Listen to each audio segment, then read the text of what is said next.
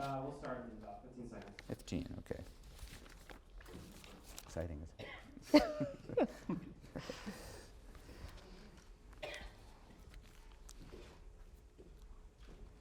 5, 4, 3. Good afternoon, ladies and gentlemen, and welcome to the Newseum's Night TV studio and another edition of Inside Media. I'm your host, John Maynard. It's photo day here in the Newseum as we mark the recent opening of the Newseum's newest exhibit, The Eyes of History 2012. The exhibit features many of the award-winning photographs from the annual contest sponsored by the White House News Photography Association. At this time, the Newseum would like to recognize and thank Nikon, which is the exclusive sponsor of the exhibit, and a warm welcome to Mark Subin of Nikon Professional Services, who is in the audience. There he is right there. Thank you, Mark. Thank you. Today we are joined by two photographers who are both award winners in this year's contest and whose work, of course, is currently on display in the exhibit. To my far left, Bill Clark of Roll Call won a number of awards in this year's contest, including first place in the category of political portfolio and second place for his coverage of Capitol Hill, some of those photos which we'll see today. Bill has been a staff photographer at Roll Call since 2006 and has been covering Washington since 2000. He began his career at U.S. News and World Report and has shot for the Augusta Chronicle, the Daily Progress in Charlottesville, UPI, Scripps Howard, and Gannett.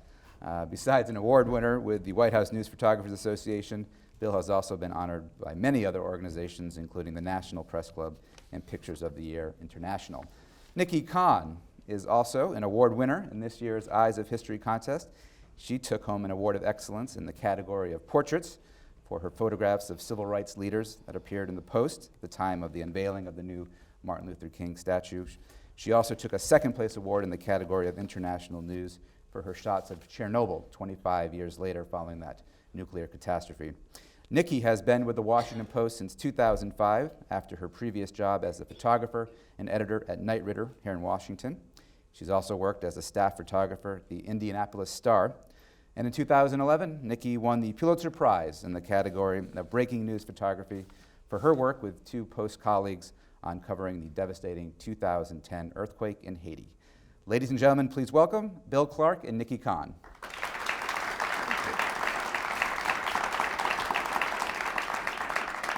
So I do want to get to the photos, but first we have a few students in the audience here, and so I'd like to ask you both, and we'll start with you, Nikki. When did you first really become interested in photography, photojournalism, and when did you know you wanted to make it a career?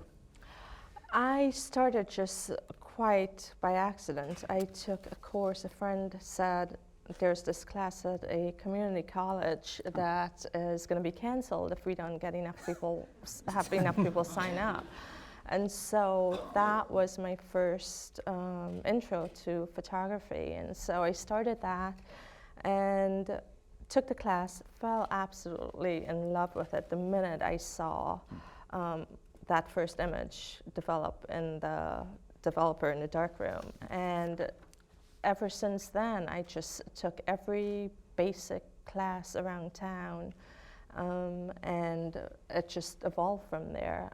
With regard to photojournalism, I started doing a lot of other things. I did studio work, but photojournalism really was the thing that excited me the most, and so that's how it just evolved into a job years later. Right. Bill? It looks like we have two accidental photojournalists here. So I was a political science major in college, had really no interest in photography, and when I graduated, I got a job as an editorial assistant at U.S. News and World Report, and after working there for a year, the World photo editor hired me as his assistant, and I got free access to all the gear and free film, and just fell in love with it from there. So it was the gear that kind of reeled you in? It helped. Free gear, helped. free film, free processing. You bet, you bet. You both cover a variety of different subjects and topics in your work. Is there any one particular news event that's coming up or a subject that gets you more revved up than others, or do you take all assignments sort of with the same enthusiasm? I think it's important to take everything with the same grain of enthusiasm, because you never know where that great assignment's going to be, and it could be just in your own backyard, it could be, you know, your next door neighbor. You just never know. And so even though personally I get to cover stuff around the world and around the US, I cherish those that are closest to home here in Washington. So, I guess the next big thing for us at Roll Call is the inauguration, Right, and that's all hands on deck right, preparation for Right. us. right. Tell us about the preparation for that. How many photographers do you staff that? And We have 3 staff photographers and a photo editor, and a lot of it depends on what positions the Senate Press Gallery gives us Mhm. to cover. You know, we'll have one person roaming around, one person on the back side of the Capitol, and a couple on the stands. Right, right. I suppose this depends, of course, on the subject matter and what you're shooting, but what to you really makes a powerful and effective photo when you're out there in the field? I'll start with you, Bill. For me, it's really found moments. Mhm.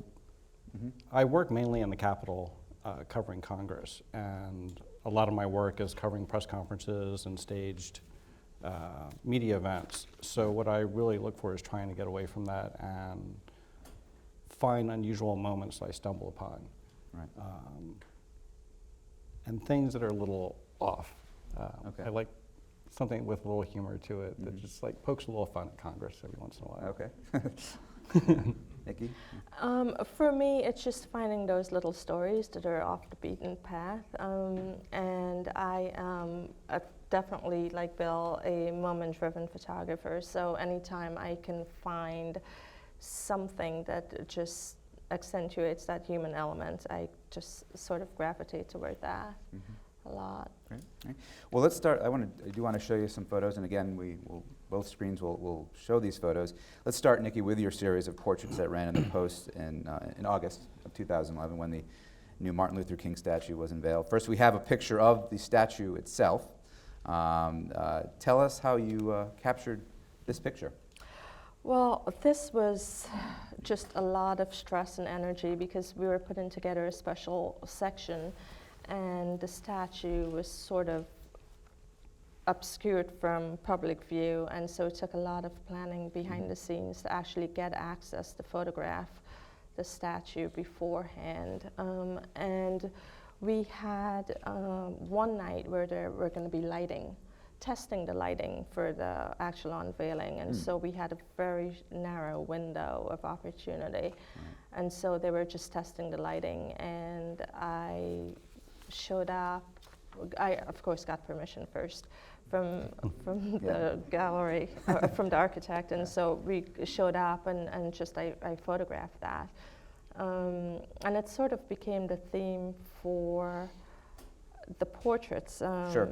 Yes, I was going to as say. it evolved, that Right. high key lighting, which it just seemed really dramatic. And from that period in time, from the Civil War, you look at old pictures and there are these dramatic high key images of Dr. King at the podium. And so I sort of wanted to have that theme throughout, and it felt like it tied it Yeah, together. and I do want to show, also you did, of course, complement this picture with some of the legendary civil rights leaders.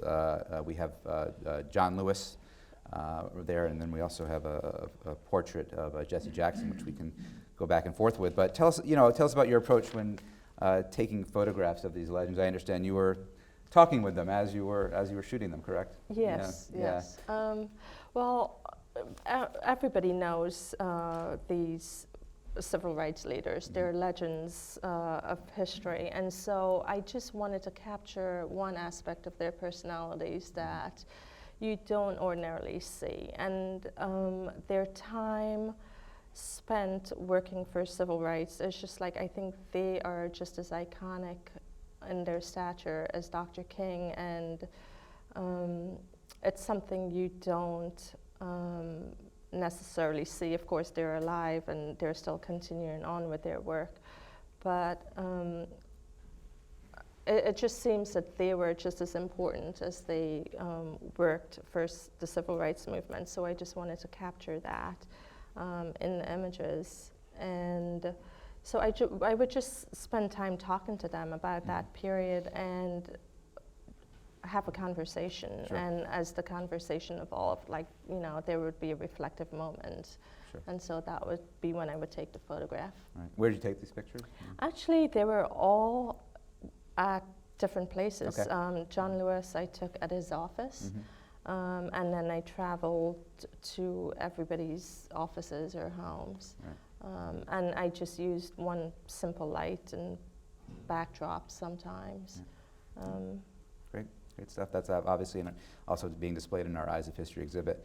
Bill, you took first place for the category of political portfolio, and this is one of my favorite shots, and I'm not sure if you can see that's Alan Greenspan on the corner there, and there's sort of a blunt message to Congress, I guess you could say, from I'm not sure if you can see it from up top, but it's U-S-U-C-K. How did you get this shot? I was actually coming back from a hearing, I believe, over on the House side. You can see the House buildings in the background there. Right. And I tried to take different routes coming back into the Capitol to transmit. And I was just walking across the street, and I saw him. I was like, that looks like Alan Greenspan. And then I saw the guy with the sign who's always at the Capitol holding up different signs. So I just started like moving around, trying not to spook Alan Greenspan. Right. Walking across the street and framing the sign well, and then walked up closer just to confirm that it was Alan Greenspan. 'Cause Okay. I still wasn't quite sure. Do you think Alan Greenspan saw that gentleman with the sign? And Yeah. Okay. It's a great shot. Another shot that I have personal connection with is you have Senator Jack Reed sort of huffing and puffing his way through the halls of Congress. That's my home state of Rhode Island, the senator there. Tell us a typical day at Roll Call. Are you kind of strolling the halls of Congress, kind of looking for these types of pictures? This is actually another case of where I was heading back to the Dirksen Senate office building to transmit my photos, and saw the senator running off the Senate subway, and just pulled up my camera and Yeah. fired a frame. Yeah. But it's just, this is another case of just being aware when I'm walking around, because something can happen at any moment. I keep my cameras exposed for the light that's around, or just in case something pops up, because you don't have time to meter or. Right. And then just one more award winner for Bill, a photo that you call Intelligence. That's then CIA director. We have another new one coming. Leon Panetta, director of National Intelligence, James Clapper, and Robert Mueller, the FBI director. I assume this is before they are testifying on the Hill. Correct. Their expressions are great. Is this partly just good luck or good timing on your part to get these kind of pictures? I imagine you're in a big scrum of photographers there in the front. Actually, there were a lot of photographers here. This is the Senate Select Intelligence Committee, which rarely has open hearings. Mm-hmm. So this is our one, a rare chance for us to get pictures of these people. I think most of the photographers there were shooting the chairman at the time, because these Okay. guys had kind of not doing anything interesting. And it was just like a brief moment where the two guys looked down, and Panetta has this reputation for laughing a lot and smiling. And Right. Seems Just to be kind of reacting to something fit in with that- his in that picture. personality. Yeah, terrific. Nikki, you also took home an award this year for your haunting shots of Chernobyl, which you visited 25 years after that nuclear disaster, and we have about I think 3 separate photos from that. And the one word I think of is haunting. Tell us about how you got there to Chernobyl and your experiences there. Okay. I was actually in Egypt on my way home, and the earthquake in Japan happened, and I had been interested in the Chernobyl disaster for many years before then. And so when that happened, I just thought it'd be a good idea to revisit, instead of just jumping on the Japan disaster, which we were going to be too late to get there that late anyway. I asked to go to Chernobyl to cover this, to see how 25 years later how people were coping. And I found just a haunting, desolate landscape. Sure. And maybe just a clue of what the people of Japan might have waiting in store for them. Right. So it was just a different way to cover Sure. story.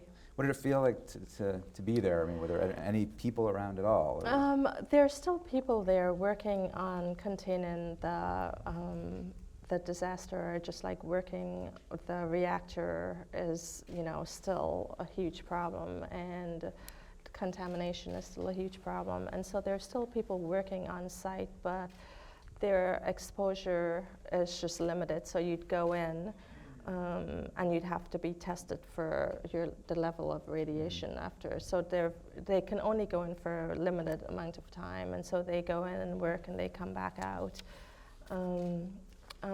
So it's just a lot of desolation, just miles and miles of abandoned buildings And the picture of this amusement park, it's a Amusement park. particularly powerful shot just because you have this sort of lighthearted, ride with this desolate background. Was there a full amusement park there? or was it just- Yes, yeah.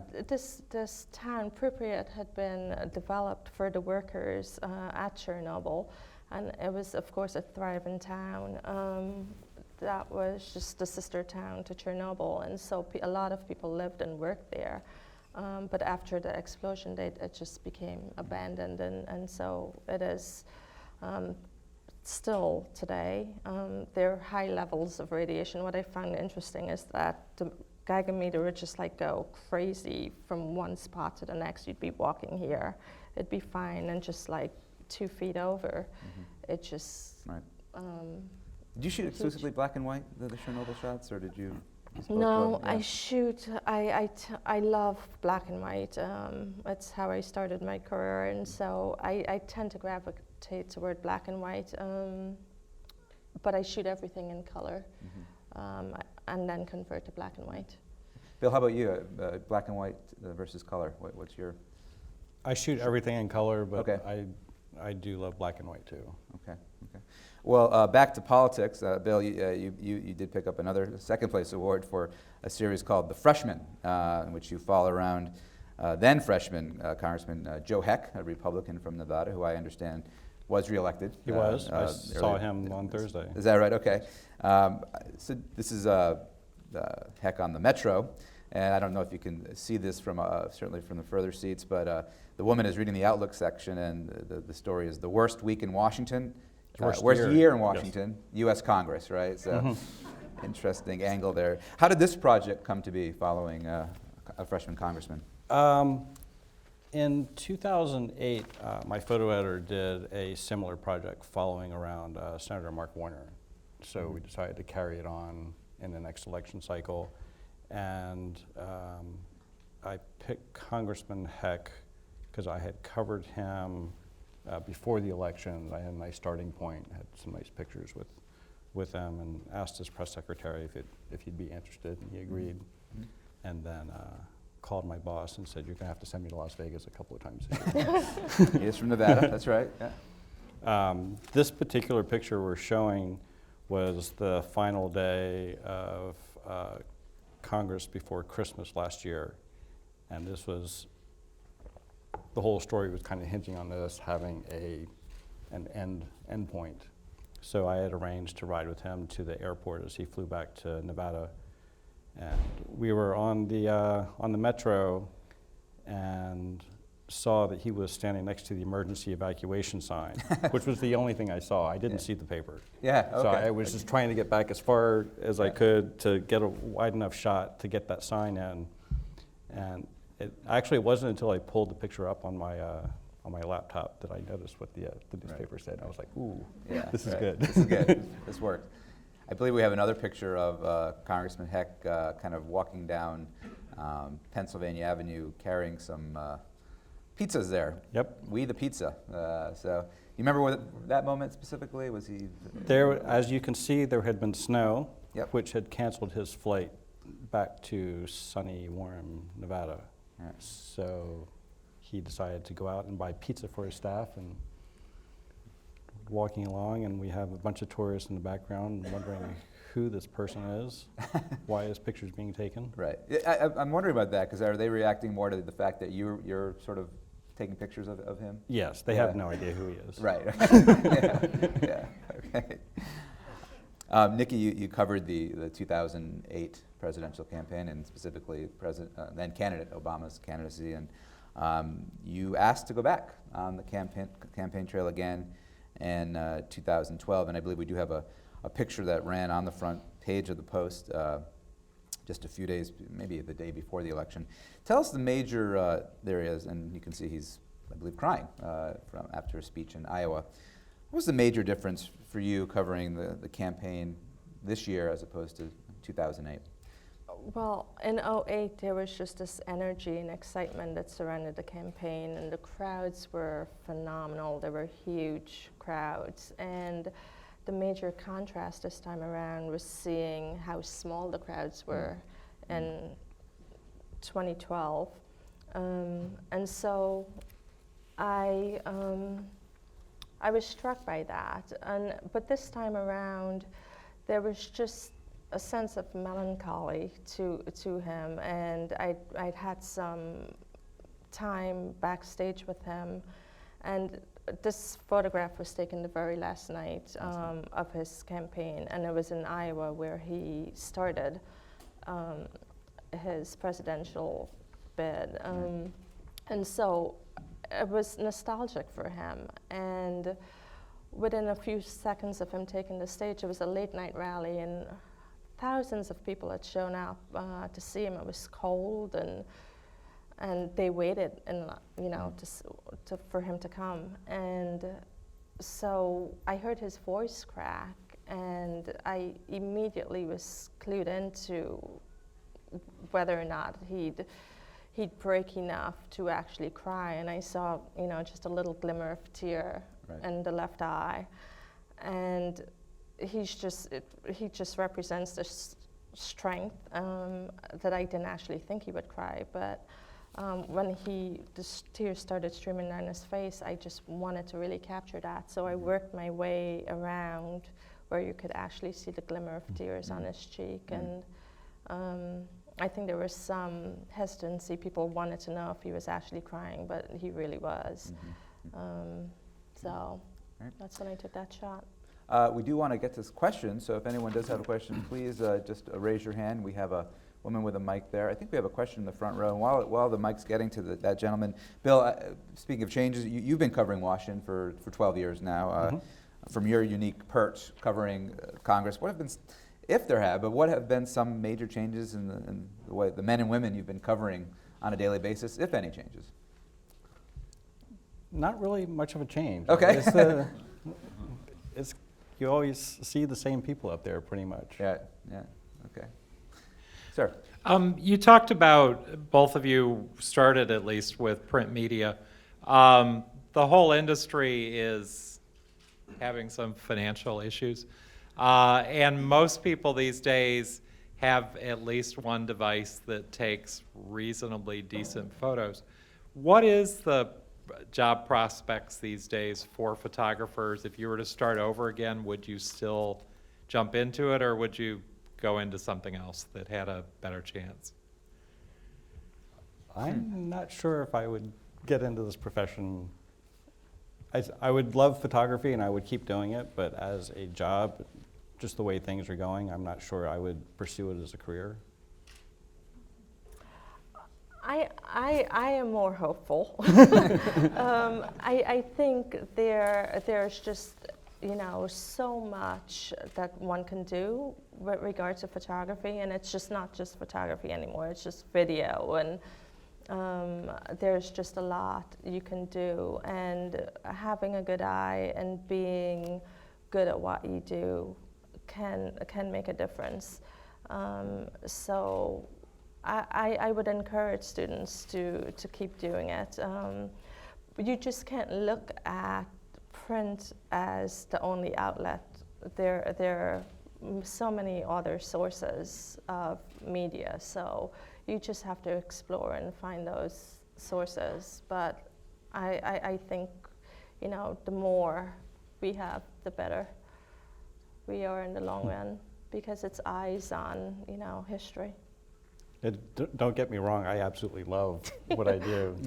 I'm just not sure if I was, a 22-year-old just getting out of college, that I would see it as a career rather than be more of a passion than a career.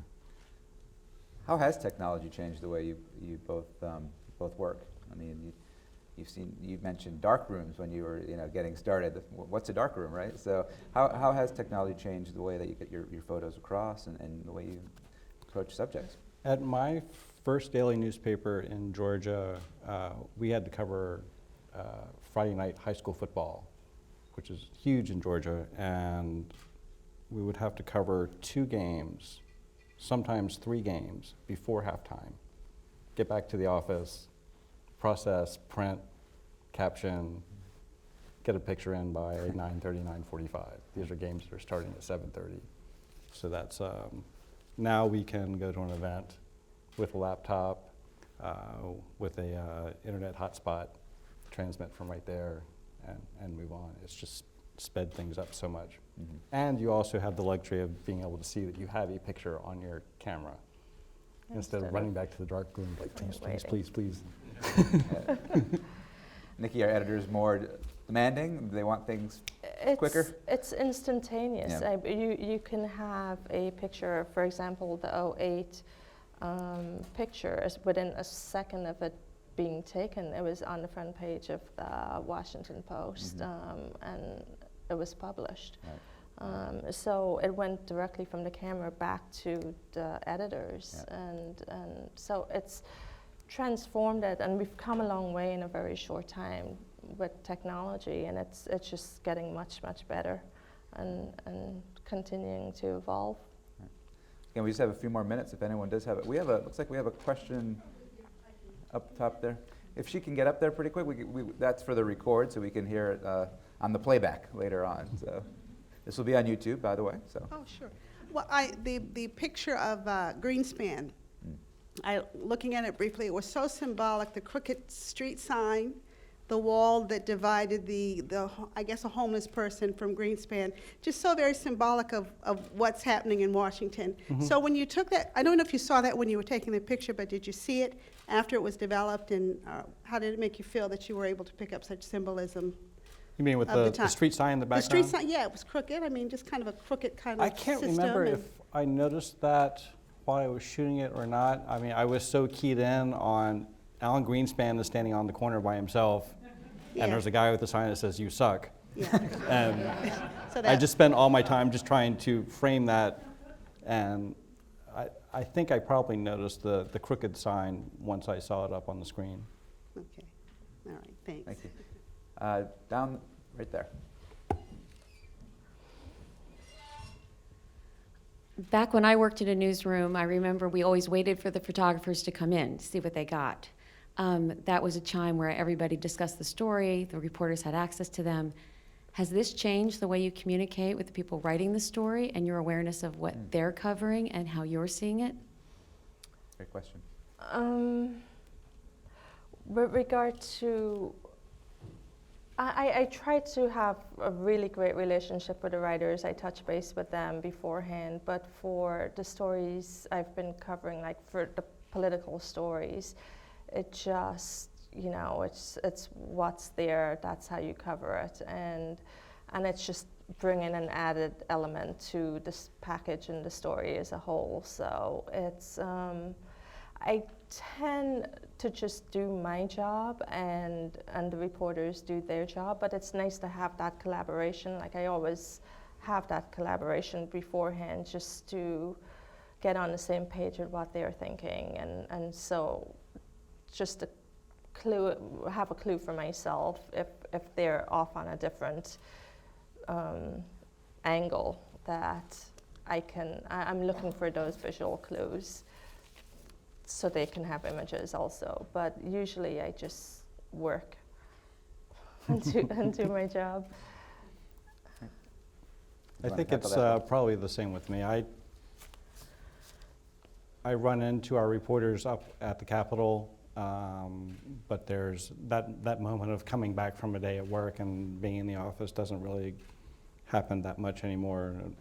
Yeah, I'm transmitting everything from the Capitol, and we at the photographers at Roll Call, we pretty much work independently of the reporters. We're looking for the news of the day and interesting moments, and not really gearing what we shoot specific to a story that a reporter is working on. I think in that aspect it's changed because you have all these different elements. It's not so much as like, here's the reporter's story and we're taking photographs to illustrate that. We are visual journalists, so we're bringing images that are storytelling in its own right. And it's an added element to a story as a whole. So in that regard, it's freeing and energizing to just go out and capture stories. I was going to ask you both. Oh, we have a quick question right next door there. Great. Just a quick question. Some of these the portraits and the pictures of the congressman were so personal and really looked like there was some sort of a connection between you and them.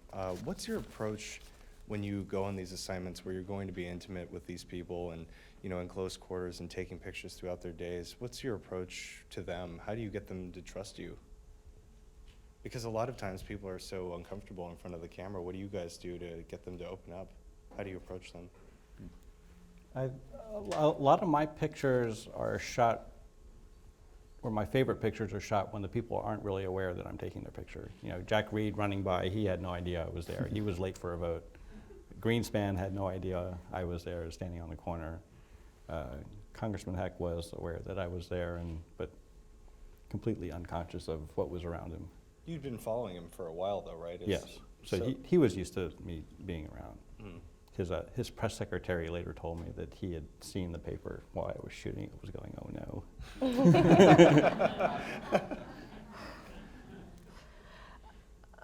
I approach every person with the utmost respect, and I think it's that relationship when I say, okay, you know, I'm not there to represent them in just a negative way. I just photograph what I find. I don't try to, you know, bring something that's not there.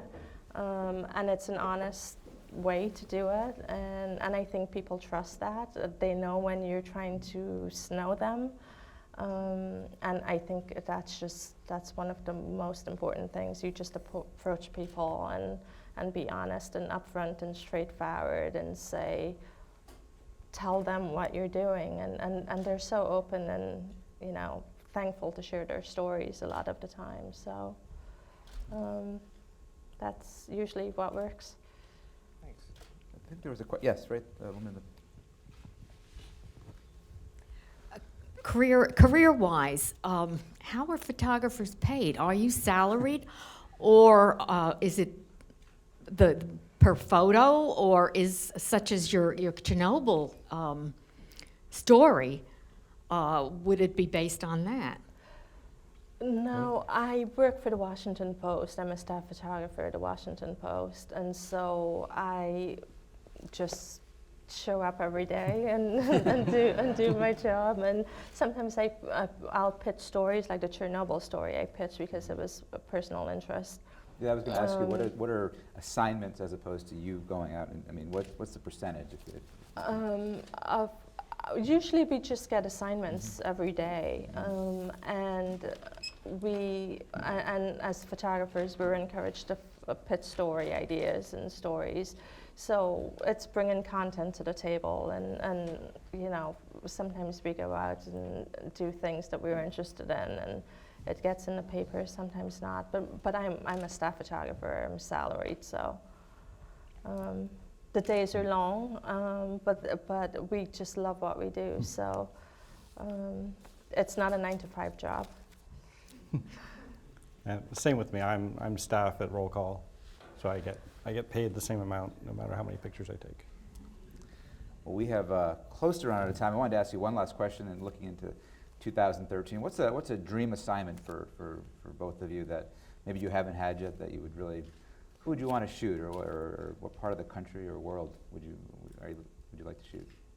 I've been joking with my boss about getting him to send me to Europe to do a long picture story on the various legislatures in Europe and how they work as opposed to the U.S. Capitol, but he's not falling for it. Okay.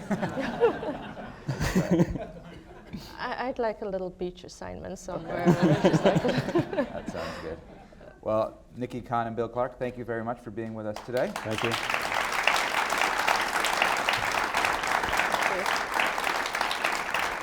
Thank you all for joining us today on Photo Day. There's one more program. It's 3:30. There's a gallery talk in the Pulitzer Prize Photographs Gallery down on level 1. Thank you for joining us here today. Enjoy the rest of your day at the Newseum. Thank you. That was painless. Thank you. Was it so hard? Was it so hard, huh? That was actually No, fun. you guys were good. You guys were really good. And I think that, showing the photos really. Yeah. If there are photos to talk about, I'm Yeah.